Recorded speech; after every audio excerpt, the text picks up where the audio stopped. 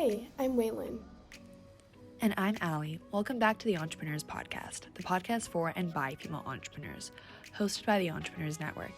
Each week, we bring you stories of female entrepreneurs around the world as we kickstart our own entrepreneurial journeys together. Today we are delighted to have Simone, co-founder at Rowah the App, a startup app connecting parents and caregivers one-to-one. Simone is passionate about bringing energy to have a one-stop shop for parents who want to connect with fellow parents. Join us as we talk with Simone about moving to Bali, starting a swimwear empire, and her new venture in building an app for parents in Australia. Hello and welcome back to the Entrepreneurs podcast. Today we are so excited to have Simone here with us today. She's the founder of the Rowah app, and we're so excited to talk and dive deep into her story and her journey as a founder. How are you doing today? Hello, thank you guys so much for having me. I am so excited to be here. It's been a long time coming because I met 100%. With Ali like a few months ago, and then I think I missed the first one, and now I'm just so excited to be the time zones.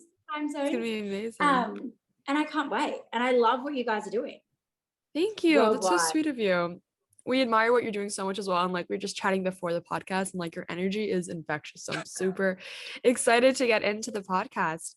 But before we do, as per our ritual now, what is something that excites you when you wake up in the morning? I love just waking up in the morning and going for a run. I don't know why. I just love doing that, and then getting to work. I can go, or not even go for a run, train. I do F45. I go train, and then I can start my work day. So what excites me is that I love my job. I love what I do. So that just makes me excited to go out and get it. But also another thing that excites me is basically listening to other people like you guys or other entrepreneurs and stuff that pushes me. Yeah, that really Those are me. The two things that I think drive Allie and I too. Really, as well. Single day. Conversations with awesome female founders and with people around us, and exercise to some extent. I know Allie's a huge runner. She loves to do it just for her own like relaxation, and it's kind of like a ritual for her. And I like running to a certain extent. I actually did F45 over the summer and absolutely loved it. Did you love it? Yeah, it's so good. The like group environment and just being able to push yourself in a way that like is really encouraging. And I 100%. Love how every day it's different. Big fan. Exactly. It's different. And then you can kind of go in there, switch off from whatever's around you and just like smash the workout out. And everyone is so friendly. 100%. And they pump you up with their music. They really do. And the way they encourage you. And I had a really, really good looking coach. I'm not going to lie. Oh, we love that. We can't. Okay. We love that. Well, that is an incentive to wake up at 5 a.m. and go, or 6 a.m., whatever it is. Yeah. Okay. That's great. I love that. Mine are also damn it. I love that. Is it similar to like Orange Fitness or something? Because I've done those. Or it's kind of Orange Theory, but it's more like circuit based. Orange Theory. That's what I mean. Oh. Yeah, it's really Have fun. you guys got Barry's boot camp? No, but I haven't been, but I know it's like crazy. Is it like Barry's boot camp though? I don't know if it is or not. Maybe. I don't know. Maybe. I really want to try Barry's boot camp though. That's same. Kind of like apparently it like kills people. Same. Yeah, apparently it's really good. You should try it. We don't have it here, but or maybe we do have it. I don't know. Not where I am. We don't have it, but you guys should try it and let me know how it is. Well, I want to talk about where you are right now. Could you give us a little bit of your background? And I would love to hear about like the start of your journey as an entrepreneur. Okay, cool. So at the moment I am in Northern Rivers, which is a little beachside town in between the Gold Coast and Byron Bay. It's super quiet. It's very relaxing. I mean, there's not much that goes on here, hence why I like to get out and travel and go away. But it's so beautiful to come home and relax too. So basically my sister and I started a swimwear line. It would have been like 8 years ago now because we sold it a year ago. Yeah. So I was working in retail and she has like 2 uni degrees. I'm not even sure what they're in. But and I was just like, I really just don't want to work for someone. I want to like start our own business. So I actually flew over to Bali by myself. I think I was like 19 maybe at the time. Oh, wow. And my mom and family friend there, and she was a fashion designer. So she actually linked us up with this manufacturer. So I kind of just stayed at her house for 6 weeks by myself, getting these samples done. And like, I kid you not, some would come back and they would be like size 20 in women's pants. And I've like ordered like a size 6, which is tiny. So like these things, and I'm just like, what have we got ourselves into? But we stuck it out, and then kind of we did our photo shoot and everything was really cool. And then we kind of did it for like 6 months. And then, so we had these 2-tone bottoms, which were like half one color, half another color. And I actually didn't mean to send that to the manufacturer. I just emailed him and he got it wrong. Oh my gosh. But they like took off like crazy. And then we had like Kendall Jenner and whatnot wearing our swimwear and stuff. And then that's when it like really took off. So it kind of only took us 6 months. We were very lucky. It was when Instagram was starting. Oh, so, you wow. know, I would send it to like Victoria's Secret models like Candace Sweenpole, and they would just post it for free. And now it would be like 50 grand for a post or something ridiculous. Mm-hmm. So super interesting to see it back then and how easy it was to grow our following on Instagram, as opposed to now. It's so much more difficult. Interesting. Do you think that the main change is just like so many people using the platform and like it's hard to gain traction that way? Like, what do you think that shift looks like? I think that because when we started our swimwear label, there was maybe only 2 or 3 other labels out there that were like big on social media. And then everyone's kind of like cottoned onto it, being like, oh, you know what? I'm an influencer. I can start my own brand, when there's so much more behind that. Like, it's not just posting a photo in a bikini. There's like all like the logistics and stuff that go into it, like the ordering, customer service, everything behind it. Like, you see a nice photo on Instagram, people are like, whoa, I want to live that lifestyle. But there is like, you're seriously secretly sitting at home crying, trying to get like this work done. So people don't get that. And then they're like, oh, okay, I can just start a label. And then there was there's so many swimwear labels these days. Everyone has one. Everyone. Yeah. So it's just like crazy. So I think that was the major shift, is like more people came clued onto it, cottoned onto it, I guess. Yeah.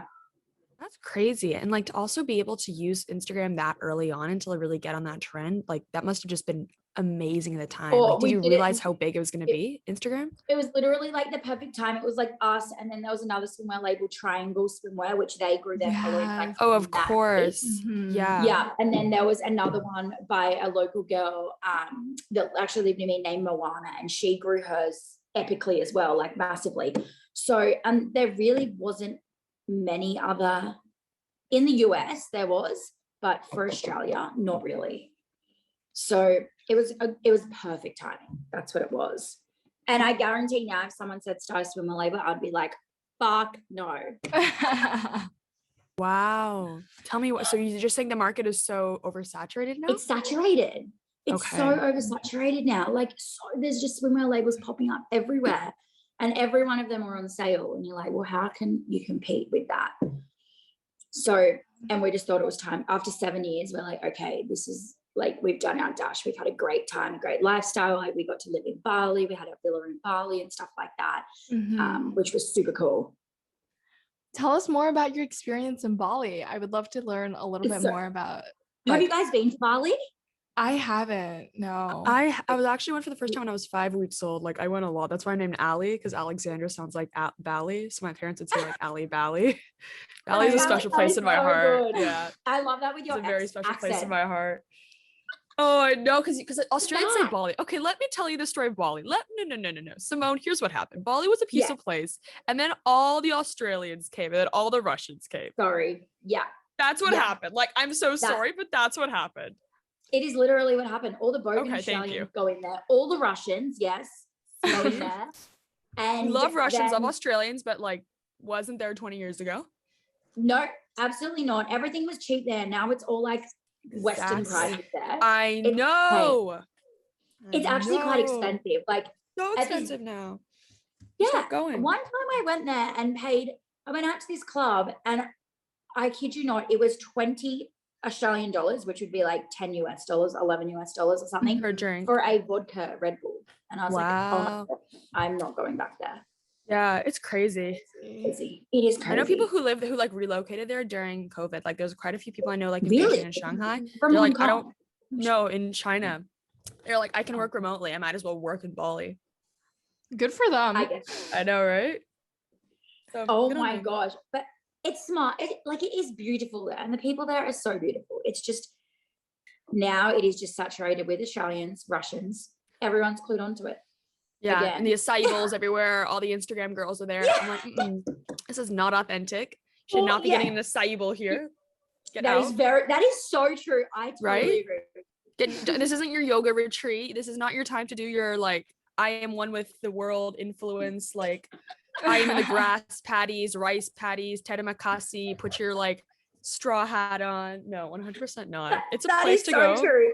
And go take to the your beach, Instagram photo. Take your Instagram photos. No, 100%. They're like, I feel so relaxed. Just get back from Bali. I'm like, no. Get out. Get out. Get out. They need to like remove like all maybe influences. I just don't like. Yeah, I know. Maybe. Oh, that'd be good. Imagine if you go to the airport. There's like a TSA. It's like if you have over X amount of followers, you're just not allowed in the. You're not allowed in. That'd be crazy. That would be so the funny. tourism board in Bali. The tourism board quaking. The tourism board would be like. We should propose that to the tourism board of Bali. That'd be good. I can guarantee really we would get about millions and millions of votes. Yeah, 100%. Like they don't. They actually don't want to grow their economy. They're like, we're good enough. Yeah, they're good. They're actually like, we're fine. We're fine. COVID's not been cute for Bali. I love that. Yeah. Okay. Sorry. So yeah, you're in Bali, and how was that living there? 19-year-old. I can only imagine. Waylon, imagine if we weren't in college right now and we were just 19-year-old making clothing. I was like, no, because it took like, it was 6 months to grow, but then we got the villa. Like we decided to move to Bali like 2 or 3 years later. It was. Oh wow. So I was still in my early 20s. But and my sister lived there as well. It was so much fun and we loved it. But it was hard because every week someone would be in Bali and they'd be like, let's go out. But you're like, oh, well, I've actually got to work tomorrow. I can't go out. So that's an absolute first world problem though. But it was great living there. The people were so nice. The food was epic. The scooters, I just love riding on the scooters, but you've got to be safe on them. And yeah, so it was a great time. And then in between that, we were very lucky. We did get to travel all around the world. I love that. And then we'll kind of be like, oh, well, we're not going home to Australia. We're going home to Bali.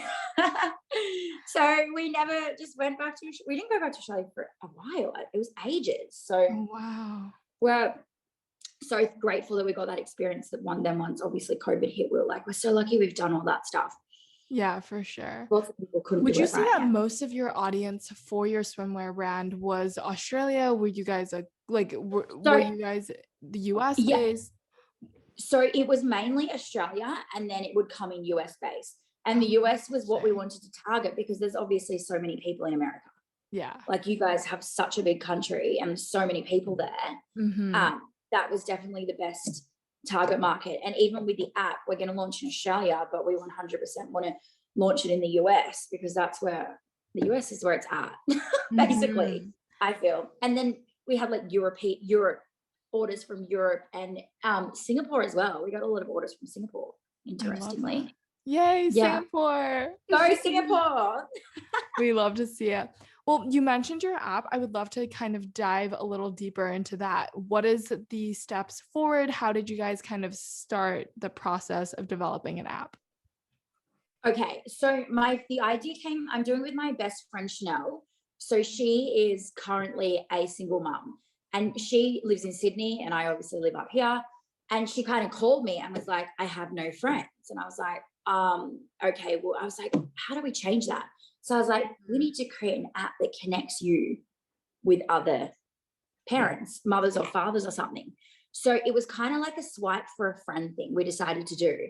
Oh, anyway, but then we kind of like did up the business module, spoke to investors, and it wasn't really going to create any revenue. It was like you had to pay for the app. It was like a freemium. So you had to pay for the app eventually, but at the start you could just get free. Like you could get it for free and whatnot. If you wanted to use more features, you had to pay. So we're like, no, we're not going to do this. So now we've completely changed our business module and it's going to be more of like a babysitting app. So each time someone books a babysitter, I'll kind of think of it like Airtasker, but for parents. So like say if I'm not a parent but if you need like a cubby house built or something, you can log on to Rowah and find someone that can come over, book them, and whatnot. So it's kind of just going to be a platform for all things parenting. I love that. It's going to be really good. Like we're going to have like Rowah recommends, like all like the prams and whatnot, like all stuff about children and stuff that you can log on and recommend, chat forums and stuff that you can chat to anyone about. So one-stop shop for parenting. So anyway, so now we've completely changed that around. Then we went back to investors again, repitched it. So, and I don't know if you know, but pitching it to investors is fucking hard. Tell me, why is it hard? Tell me. Like I think our very first pitch was with a very big company here. It was called Entrepre in Australia. So they're a venture capitalist and they are big. And I don't even know how we got the interview with them, but I left the meeting and I just like burst into tears. I was like, oh my gosh, this is so hectic. Like they absolutely drill you, but why wouldn't they when they're giving you X amount of dollars, you know, and they've got to see that you have to be like resilient. So I guess it just made us stronger. And then we went into the next interview and the next one. But it's all character building, I feel.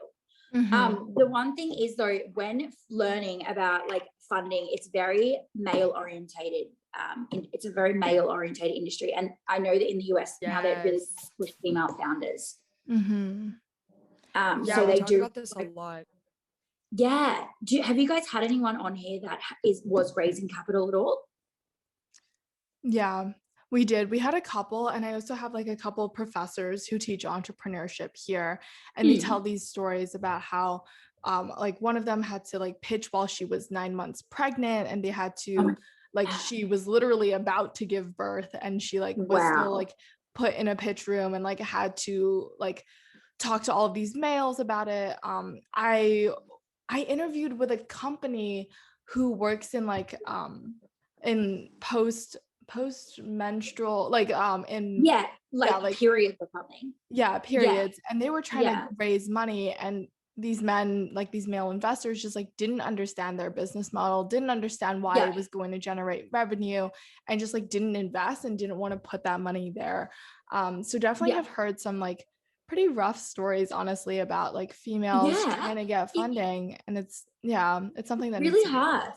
And 100%. And we're so lucky that we've had most of our interviews have been with females, because some of the emails that I've gotten back from males are just so rude. I'm like, okay, whatever, mate, like see ya. But like, it's crazy. But then there is some good males out there who, I mean, it's hard because it's a parenting app and they're going to be like, what? We don't want to put money into this, blah, blah, blah.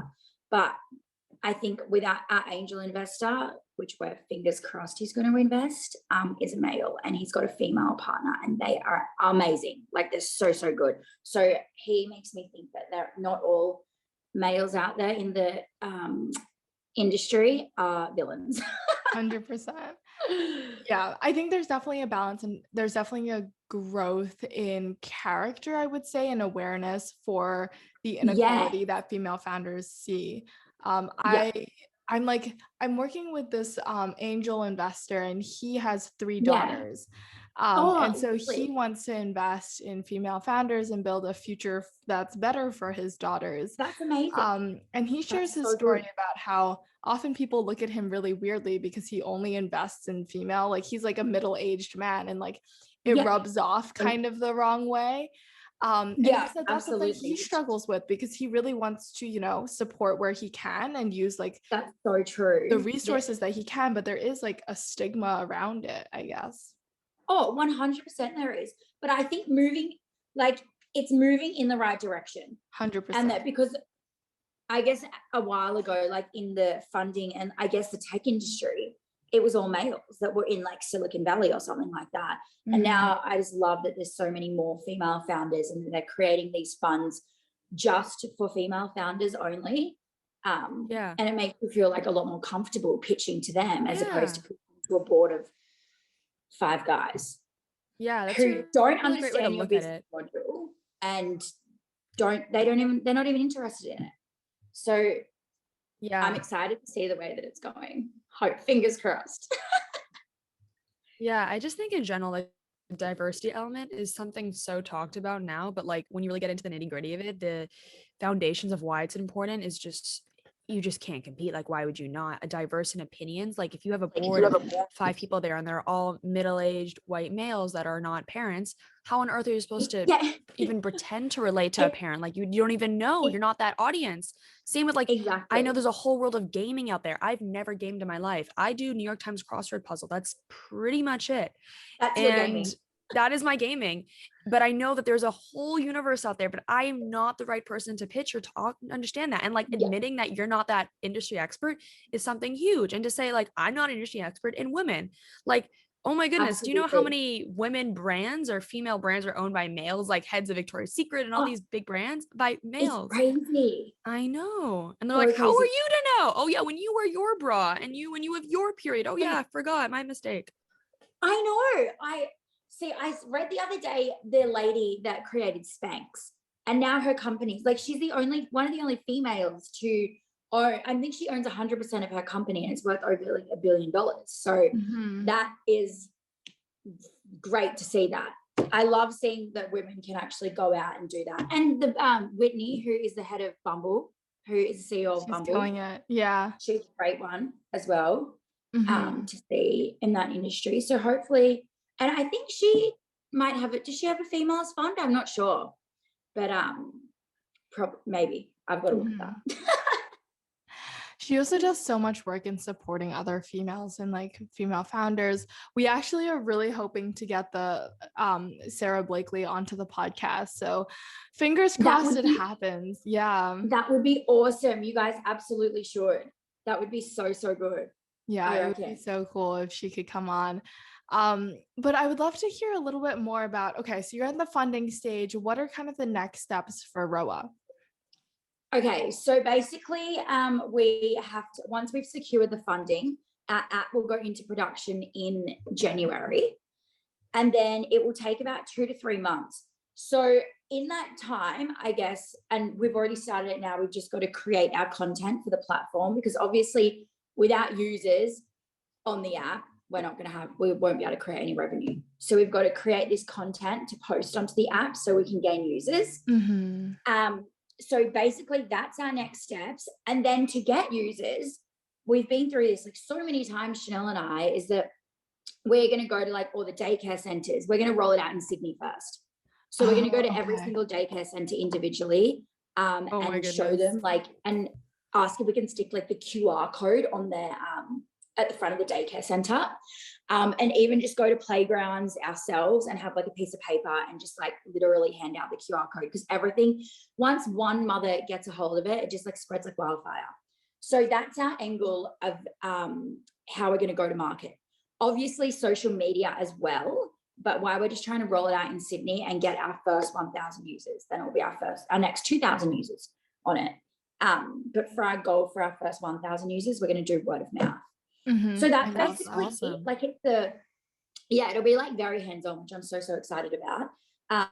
And then we've been working with our engineers who are they're actually an all-female founded engineering team, which is really good. So they are in India and Australia. So we've got like female engineers on that, because we kind of want to push that percent of having like a female engineering team. That's amazing. Maybe not so much in two pieces there. I love the fact that you're hiring female engineers. I have so many friends here. Actually, Princeton does a really good job of having a really good balance within our STEM program. So I think we actually have like either 50% or 60% of our engineering program is females, which is just awesome to see. That's awesome. So good. Yeah. And so I kind of forget outside the Princeton bubble that like there's still like large inequalities in STEM, and even here too. But the second point I would love to touch on is this idea of how you are going hands on, like first, like you're going to Sydney yourself, you're going to these playgrounds, you're going to go to these daycare centers and really get those users through word of mouth. I think is such a clever strategy, especially for mothers. Like mothers love to talk, like the group chats out there, They love to conversation. chat. They have all day to chat. They have a child that's sleeping or a child that's gone into daycare. They're sitting at home and they're not doing much. They love to chat. So we figured that's our best way. And then obviously we'll bring in the social media, but I think the hands-on way will be so much more effective at the start. 100%.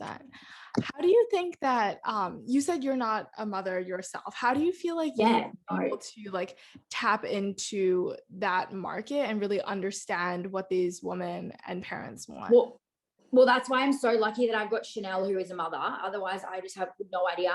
But a lot of my friends are mothers and I hear them, like I go to their houses and they look lonely. I'm like, but they also need a babysitter. And if they can't come out because they're like there is lots of babysitting apps, but we just got to like, they also look like they've been made in 1920. Like we want to be a modern day parenting app. So, and lots of people are like, I don't know who to leave my kid with. So we've got some options on our app that you can direct message the other mother and say like, hey, I want to book in this babysitter. How was she with your kids? Blah, blah, blah. And then they can talk directly to each other. So that gives them more of a peace of mind when they go out that they're leaving their kid with not such a stranger, like other parents have been through that as well. So just kind of like features like that. We've interviewed so many different mothers and fathers, like surveyed them and stuff like that. So I guess that's how I'm just going to have to tap into the market. I mean, I literally said at our launch, I was like, I'm going to have to hire a baby for a day. I love that. Really get the whole experience. No, honestly, you do like a little rent a baby. Maybe that'll be your next step. Rent a baby. Yeah, rent a baby. Yeah, situations you would like need a baby where like, oh, I'm busy, you know, the kid, things like that. No, that'd be a great industry. Maybe not. Maybe the human trafficking organization. Yeah, child rights would maybe be against that, but you know what? Could work. Oh my God. Absolutely not. So absolutely funny. not. I love that. That's great. I'd love to ask you a little bit about how you're able to turn your idea into an app, because that feels like such a romanticized thing nowadays. Like, oh, I have an idea. I want it to be an app. And it just feels like you go from 0 to 1, but it is so gruesome in between. It feels magical. If you're not an engineer, you don't understand how it happens. So as someone, tell me your thoughts on that. I'd love to hear. So, okay. It does look very gruesome. So we just kind of had to like map it out and just like speak with the engineer, and we would have meetings once a week with our engineering team, and the girls are really, really good. They're actually like they're in their young, like late 20s, sorry. So they're quite young, the girls in our team as well. And they understand our app. So I feel like that they're just the perfect people for it, because they understand our business concept, that they're interested in it. So in turn, they help us. They ask us lots of questions. I have like, girls, I have no idea what you're even talking about, but you have to break down every single little thing for an app, like from every single button that you press, what it's going to click into, the security side of things, absolutely everything. So I'm no engineer, Chanel's no engineer. So that, I guess that's why we have the engineering team. We've got the idea. They're going to do the gruesome work, not us. We've mapped it out, but then it's so good to have a different set of eyes look at it, and another, like, I guess someone from the outside come in and say, well, why don't you girls change it to this and this? And we're like, oh my God, that's so much better. 100%. Why don't we think of that? 100%. So that is like the best thing, and it's constantly changing, and it will constantly change. Like we'll launch it and it will have to change again, which is the beauty of it. They can just log on and do that somehow. I love that. On the piece of like having a fresh set of eyes, I was talking to a product manager at BCG, and she was saying how she I asked her, like, she doesn't come from a tech background. She came from like a film background with lots of like creative writing and like film. And I asked her, did you ever learn how to code? And she said the only reason she learned how to code was so that she could think like an engineer and think like her software engineers on the team and gain that trust and that respect from them. And I thought that was so interesting to see how like the way that you study a subject and the way that you are more inclined towards math, more inclined towards like humanities, really changes the way that you solve problems. And within a team itself, like it makes so much sense that you have like that fresh set of eyes so that you can see the problem from a whole new different perspective. Absolutely. That is so true. I That's love that, actually a really good Weilyn. one. Yeah. Yeah, I love that as well. How did she learn to code? Did she just do like a crash course on it? That's awesome. Yeah, she taught herself. Yeah. Oh my Lots God, of books. so clever. Yeah. So clever. Wow. It was crazy. Yeah. She was like, she said the most important thing is to realize that it's not hard to do. Like you just need to be like diligent with your work. And that's the same for everything. I told her I was nervous about getting into product management. And she said, don't be, right? Because like if you set your mind to it, like truly you can learn it and you can grow from that experience for sure. 100% you can do it. And when I speak to other entrepreneurs that are going through like the funding or they've just got funding, they're like, just because you get no's, like we've got so many no's and setbacks, it doesn't mean that it won't happen. Like it's never a no. It could be like, oh, maybe later down the track or something. Like if you just keep pushing, you will eventually get there. And that's kind of what we've done. We've just kept pushing and pushing and pushing. But I seriously want to learn to code. And then you'll eventually get, no matter what you do, like in your job and stuff that you want to go for, as long as you keep pushing, you'll get there eventually. Yeah. It just like, I reckon, what's that? I can't remember what that saying is, but there's like a difference in between like, if you actually want to get there, the difference is actually like giving it, like keeping on going, like not quitting. I can't remember. So many quotes. Failure. Something about failure. Something about trying. Something. I guarantee you one of your users on your app will have a magnet on their fridge that says it. So you'll be fine. You'll find it. You'll find that quote without a doubt. Exactly. Yeah. So you're getting funding and things are going well. What are the next steps for you in the next few months? And where do you hope to be maybe 6 months from now? Okay, so I'm fingers crossed that we can close in on this round of funding, which will be our pre-seed round, angel investor round.